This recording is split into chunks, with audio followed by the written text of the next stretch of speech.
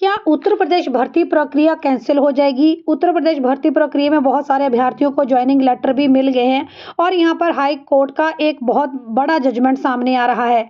तो क्या high court के जजमेंट के बाद उत्तर प्रदेश आंगनबाड़ी भर्ती प्रक्रिया प्रभावित होगी या फिर नहीं?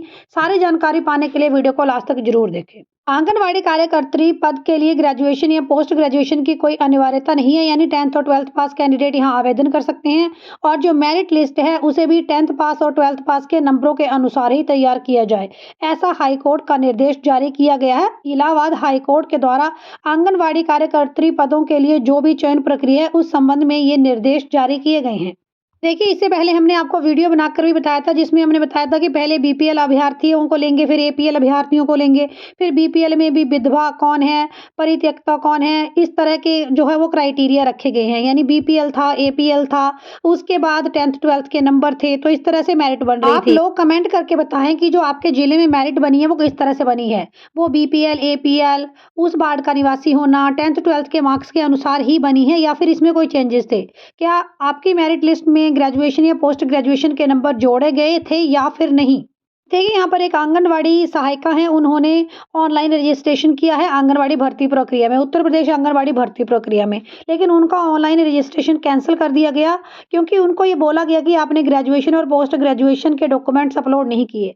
ऐसे में ये जो आंगनवाड़ी सेविका हैं, ये कोर्ट में गई और इन्होंने बोला कि जब 10th 12th क्वालिफिकेशन रखी गई है तो इसमें ग्रेजुएशन और पोस्ट ग्रेजुएशन के सर्टिफिकेट्स की वजह से मेरा आवेदन कैसे कैंसिल किया गया। तो यहाँ पर कोर्ट के द्वारा निर्देश जारी किए गए हैं कि जो भी आंगनवाड़ी सहायिका हैं, सहायिका के पद पर वो पहले कार्य कर रही हैं, इसके बाद उन्होंने आंगनवाड़ी कार्यकर्ता पदों के लिए ऑनलाइन आवेदन किया होगा। तो ऐसे में विभाग की ओर से ये निर्देश दिए गए हैं, सरकार की ओर से निर्देश दिए गए हैं कि इनकी जो भी ऑनलाइन रजिस्ट्रेशन की प्रक्रिया थी उसको कैंसिल नहीं किया जाए और इन्हें भर्ती प्रक्रिया में भाग लेने का मौका दिया जाए। तो यहाँ पर चांदनी पांडे जी के द्वारा ये याचिका जो है वो दायर की गई थी। तो यहाँ पर चांदनी पांडे जी की जीत हुई है और उनकी याचिका को बहाल किया गया है।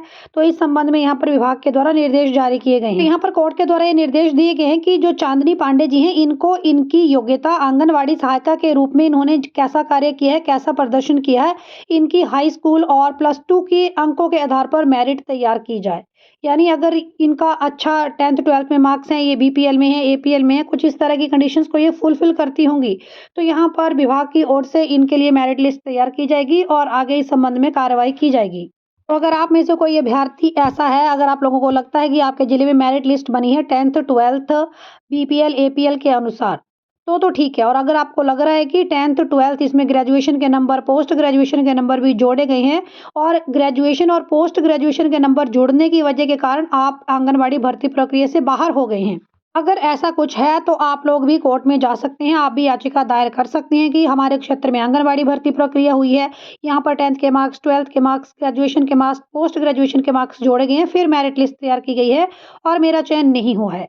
क्या ऐसा किसी अभ्यर्थी के साथ हुआ है? कमेंट करके जरूर बताएं और आंगनवाड़ी भर्ती प्रक्रिया से जुड़े हुए डेली अपडेट्स पाने के लिए चैनल को सब्सक्राइब जरूर करें।